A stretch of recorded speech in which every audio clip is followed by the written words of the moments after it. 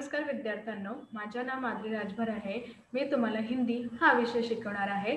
आज विद्यालय तुमच्या स्वागत करत आहे। आज जो आपला समोर धडा आहे व्याकरणच्या विशेषण यांचा हा दुसरा सीझन आहे। पहिल्या सीझन मध्ये आपण बघितले की कशाप्रमाणे यांची परिभाषा किंवा काही उदाहरण दिलेले आहे। आता यामध्ये आपण यांचे काही प्रकार बघणार आहे। तर यांचे किती प्रकार आहे? 4 प्रकार आहे जे आपण पाहिलेले आहे, परंतु आता आपण यांची परिभाषा किंवा यांचे काही उदाहरण बघणार आहे। तर चला बघूया।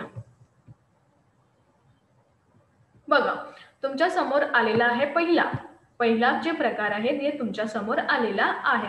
तर पहिला प्रकार कोणता आहे यांचा? गुणवाचक विशेषण। काय आहे पहिला? गुणवाचक विशेषण। तर चला बघूया यांची परिभाषा। बघा, जो शब्द संज्ञा या सर्वनाम के गुण, दोष, रूप, रंग आदि का बोध करते हैं उन्हें गुणवाचक विशेषण कहते हैं। कळलं? हो। बघा, ज्या शब्दाच्या किंवा जो शब्दांचा संज्ञा किंवा सर्वनाम त्यांचा गुण किंवा दोष, रंग, रूप यांचा बोध करून देतात त्यांना आपण गुणवाचक विशेषण असंही म्हणतात। कळलं? हो। परत सांगू का? हो। बघूया, जो शब्द म्हणजे ज्या शब्द संज्ञा किंवा सर्वनाम यांचा गुण, दोष, रूप, रंग हे सगळ्यांचा बोध करून देत आहेत त्यांना आपण गुणवाचक विशेषण असंही म्हणतं। कळलं? हो। तर याप्रमाणे तुम्ही बघणार आहे की यांची जे गुण किंवा विशेषता दाखवले आहे ते असंही दिलेले आहे। तर चला बघूया यांचं काही उदाहरण। तर पहिला काय आहे बघूया। जैसे यह एक समृद्ध गाव था। कोणता? हा एक समृद्ध गाव होता। कसा गाव होता? समृद्ध म्हणजे खूपच इथे साधन आहेत, हे सगळं आहे, तर यांना म्हणतात आपण समृद्ध। तर तुम्ही बघणार का हा एक गाव आहे। तर जेव्हा आपण हे बोलते की हा एक गाव आहे तर एक सरळप्रमाणे आपल्याला ऐकत की हा एक गाव आहे, परंतु इथे काय सांगितलं आहे की यह एक समृद्ध गाव आहे। कसं गाव आहे? समृद्ध। समृद्ध म्हणजे खूपच चांगलं। तर याप्रमाणे तुम्ही बघणार की समृद्ध गावाचा हा विशेषता आहे। कोणाचा? गावाचा हा एक विशेषता आहे किंवा यांची गुण दाखवत आहे, आपल्याला समृद्ध गावाचा गुण दाखवत आहे। कळलं? हो। आता दुसरा बघूया। रहस्य का पता लगाने का यह अच्छा अवसर था। तर इथे तुम्ही बघणार की हा जे रहस्य झालेला आहे त्यांचा पत्ता लावायचा हा खूपच चांगला अवसर होता। काय होता?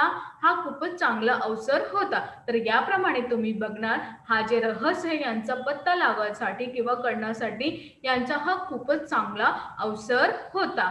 कळलं? हो। तर याप्रमाणे तुम्ही बघणार की रहस्य यांचा जे गुण आहे म्हणजे यांचा जी पत्ता लावायचा जे गुण आहे ते खूपच चांगला होता। तर याप्रमाणे हा असं अवसर जे आहे हा यांचा गुण आहे। कळलं? हो। तिसरा बघा, अनाप शनाप शब्दों का प्रयोग हमेशा हानिकारक होता है।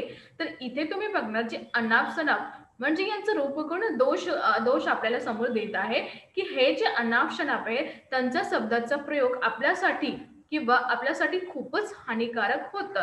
कारण की याबद्दल आपल्याला किती आपण करणार किंवा किती बोलणार आहे हा सगळं व्यवस्थित नीट प्रमाणे करायचं आहे। तर याबद्दल तुम्ही बघणार की जे अनाप शनाप शब्द आहे यांचा प्रयोग आमच्यासाठी खूपच हानिकारक आहेत। कळलं? हो। तर तुम्ही इथे बघणार कि इस तरह समृद्ध, अच्छा और अनाप शनाप शब्द अलग अलग विशेषताओं को सूचित करते हैं। ऐसे विशेषण को गुणवाचक विशेषण कहते हैं। तर तुम्ही इथे बघा काय दिलेलं आहे की या प्रकारे समृद्ध किंवा अच्छा म्हणजे चांगला आणि अनाप शनाप या शब्दाचा अलग अलग विशेषता दिलेले आहे किंवा अलग अलग विशेषता सूचित केलेले आहे। तर याप्रमाणे अशा विशेषण जे आहे त्यांना आपण गुणवाचक विशेषण असंही म्हणतो। कळलं? हो। परत सांगू का? लवकर सांगा। परत सांगू का?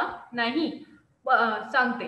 बघा, जे अशा प्रकारे हा जे समृद्ध किंवा चांगला या शब्दाचा किंवा अनाप शनाप बोलताना शब्द जे वेगवेगळे असतात आणि त्याच्या विशेषता आपल्याला कळून देत आहे अशा शब्दांना आपण गुणवाचक विशेषण असंही म्हणतो। कळलं? हो। तर आता आपण पाहणार आहे संख्यावाचक विशेषण।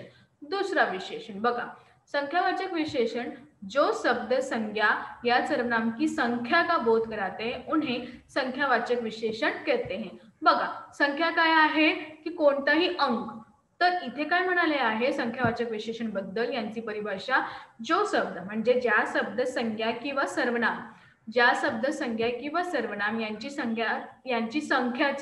यांची संख्याचा बोध करून देत आहे त्यांना आपण संख्यावाचक विशेषण असंही म्हणतो. कळलं की नाही? हो. तर याप्रमाणे आपण बघितले की यांचा बोध करून देत आहे त्यांना आपण संख्यावाचक विशेषण असंही म्हणतं. बघा इथे जसे इस हवेली में पिछले 10-15 साल से कोई नहीं रहता. कळलं? तर इथे बघा 10-15 हा अंक दिलेला आहे, तर हा कोणता आहे संख्यावाचक विशेषण असंही त्यांना बोलत आहे. बघा या हवेली में पिछले म्हणजे खूपच मागे 10-15 साल म्हणजे वर्षी कोणीही इथे राहत नाही. तर याप्रमाणे तुम्ही बघणार का 10-15 ही एक संख्या दिलेली आहे, तर यांना म्हणतात आपण संख्यावाचक विशेषण. दुसरा बघा, पहिले उसमें एक जमीनदार का परिवार रहता था. पहिले इथे एक जमीनदारचा परिवार राहत होता.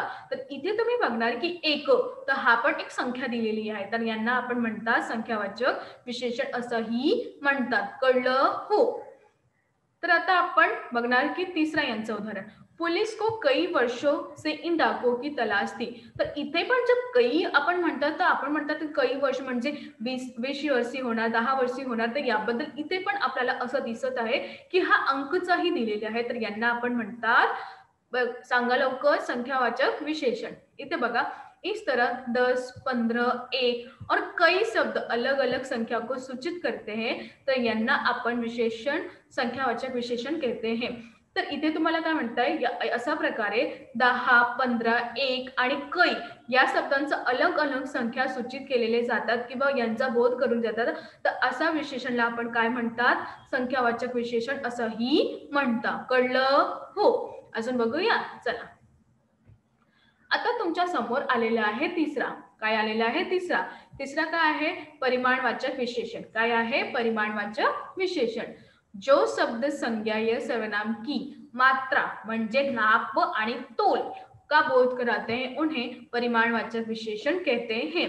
इथे काय म्हणाले आहे की परिमाणवाचक विशेषण ज्या शब्द, बघा नीट प्रमाणे ऐकून घ्या, ज्या शब्द संज्ञा किंवा सर्वनाम यांची मात्रा म्हणजे माप किंवा तोल यांचा बोध करून जात आहे त्यांना आपण परिमाणवाचक विशेषण असंही म्हणतो. कळलं? हो. परत सांगू का? हो, एकदा चला. इथे काय म्हणाले आहे की जो शब्द म्हणजे ज्या शब्द संज्ञा किंवा सर्वनाम यांची मात्रा, कसे माप किंवा तोल यांचा बोध करून जात आहे त्यांना आपण परिमाणवाचक विशेषण असंही म्हणतात. बघा एकदा, जसं बाजार से 2 लिटर तेल ले आओ. तर इथे जे मापतोल केलेले आहे असा बद्दल लिहिलेला आहे. तर बाजार यातून तुम्हाला काय करायचं, 2 लिटर तेल घेऊन यायचं. तर इथे तुम्ही बघणार की 2 लिटर.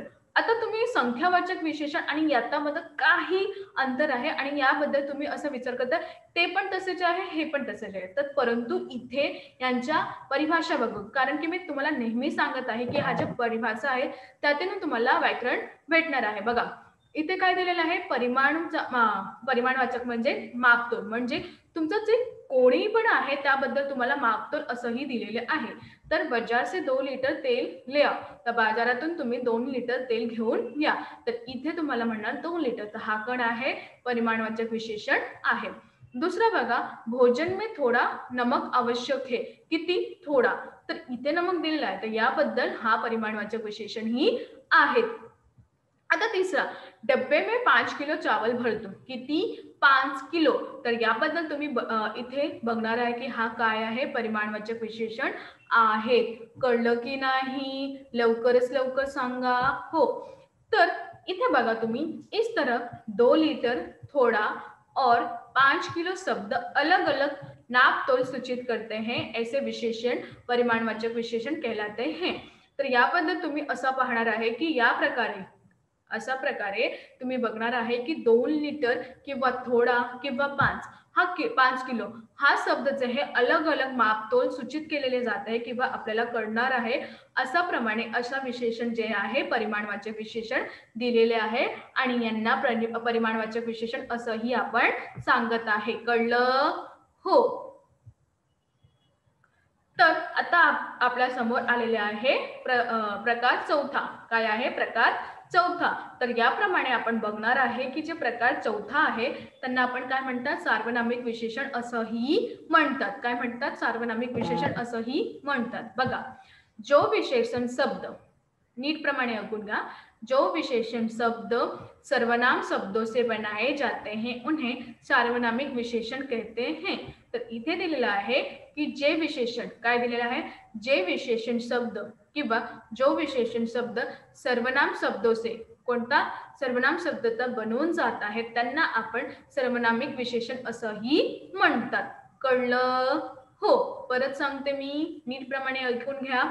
जे विशेषण म्हणजे जो विशेषण शब्द सर्वनाम शब्द, जो विशेषण शब्द सर्वनाम शब्द यातून बनवून जात आहेत त्यांना आपण सार्वनामिक विशेषण असंही म्हणतं. कळलं? हो. तर याप्रमाणे हा सार्वनामिक विशेषण आहे. जसं चित्रकार ने अपनी पत्नी को सारी बातें बताई. तर इथे तुम्ही बघणार की चित्रकार यांनी आपली बायकोला सगळी बातमी सांगितले. तर इथे काय आहे, आपली म्हणजे अपनी. तर याप्रमाणे हा सार्वनामिक विशेषण आहे. दुसरा बघा, ये बच्चे अपने से बड़ों का आदर करते. कोणी, हा जे मुले आहे आपल्या जो मोठा आहे त्यातून खूपच आदर आणि नेहमीप्रमाणे बोलते. तर याप्रमाणे इथे जे ये आहे हा सार्वनामिक विशेषण आहे. आता तिसरा, इनके गुण तो अभी अभी देख चुकी हूँ. तर यांचं, इनके म्हणजे यांचं गुण मी आता पाहिलेले आहे. तर इथे जे दिलेलं आहे इनके, तर याप्रमाणे हा सार्वनामिक विशेषण आहे. कळलं की नाही? लवकरच लवकर सांगा. हो. तर इथे तुम्ही बघा, अपनी, ये और इनके, हा सभी विशेषण सर्वनाम से बने हैं. ऐसे विशेषण को सार्वनामिक विशेषण कहते हैं. तर तुम्ही बघणार इथे की हा बघा, अपनी म्हणजे आपला, आणि ये म्हणजे या, आणि इनके हे सर्व जे विशेषण आहे त्यांना आपण सर्वनाम से बनवून जात आहे आणि या विशेषणला आपण सार्वनामिक विशेषण असंही म्हणतं. कळलं की नाही? लवकरच लवकर सांगा. हो. छान. तर याप्रमाणे आपण पाहिले की यांचा 4 प्रकार असं दिलेले आहे आणि यांचं काही उदाहरण पाहिले. आता अजून काय आहे बघूया. आता इथे बघणार आहे आपण की विशेषण शब्दों की रचना. काय, विशेषण शब्दोची रचना, यांची रचना कशा प्रमाणे होत आहे. बघा इथे आ म्हणजे प्यारा, थंडा. तर आ जे साऊंड आहे किंवा आ जे उच्चारण आहे तुम्ही बघणार. बघा, तुमच्या समोर आलेलं आहे आता विशेषण शब्दों की रचना. काय, विशेषण यांची शब्दांची रचना. पहिला बघा, आ म्हणजे प्यारा, थंडा. जेव्हा हा उच्चारण करते तेव्हा आपल्या उच्चारणबद्दल आ असं पण निर्धारित केलेले जात आहे. बघा, थंडा आ, रोगी ई. तर जेव्हा ई असं उच्चारण होतात तर याबद्दल उच्चारण ई जे आहे ते लुप्त आहे. दानी ई, इक, मासिक, दैनिक, इत, फलित, अंकित. तर इत हा जे आहे जे उच्चारण येत आहे. आलू, श्यालू, दयालू, आलू. इन, रंगीन, शौकीन. तर याबद्दल तुम्ही बघणार आहे की इथे जे विशेषण आहे यांची रचना अशा प्रमाणे दिलेले आहे की जेव्हा आपण हे बोलत आहे त्यांचा जे आ, ई, इक, इत, आलू, इन हा जे उच्चारण आहे ते कुठेतरी लुप्त म्हणजे नीट प्रमाणे चुकून घेत आहे आणि उच्चारण बरोबर ते बाहेर निघत आहे. कळतं? हो. इथे बघा, इय म्हणजे पर्वतीय, शासकीय. इला जोशीला, जहरीला. शाली भाग्यशाली, बलशाली. वान धनवान, इथे ज्ञानवान. मान श्रीमान, गतिमान. तर याबद्दल आपण पाहणार आहे की जे उच्चारण आपल्याला उच्चारण बद्दल काहीतरी लुप्त होऊन जात आहे त्यांना आपण असंही वाक्यरचना देत आहे. कळलं? हो. तर आज आपण काय शिकलो, आज आपण हे शिकलो की कशाप्रमाणे यांचा प्रकार होते आणि काही उदाहरण पण पाहिले. तर याबद्दल आपल्याला असं करायचं आहे की यांचा जो उपयोग कशासाठी होत आहे किंवा यांचे जे प्रकार आहे त्यांची परिभाषा आपल्याला लिहायचं आहे किंवा वाचायचं आहे याबद्दलही तुम्ही शिकणार आहे. तर हा जे विशेषण आहे ते आपल्यासाठी विशेषता बनवण्यासाठी आपल्याला उपयोग होत आहे. तर याप्रमाणे आपण पाहणार की यांचा जो उपयोग कशाबद्दल होत आहे किंवा कसं करायचं आहे. तर तुम्ही नीटप्रमाणे यांना ऐकून घ्यायचा. आणि विशेषण हा शब्द कोणत्याही संज्ञा किंवा सर्वनामची विशेषता दाखवत आहे किंवा बोलत आहे तर याप्रमाणे विशेषण असंही दिलेले आहे. विशेषण बद्दलही आपल्याला सांगितलं आहे की आपण जे काही वस्तू किंवा व्यक्ती कोणताही आपल्याला त्यांचा उपयोग करते किंवा त्यांची बातमी आपल्याला चांगली असतात, तर हा सगळं काय आहे, विशेषण आहे, हे आपल्याला माहीत झालेली आहे. धन्यवाद.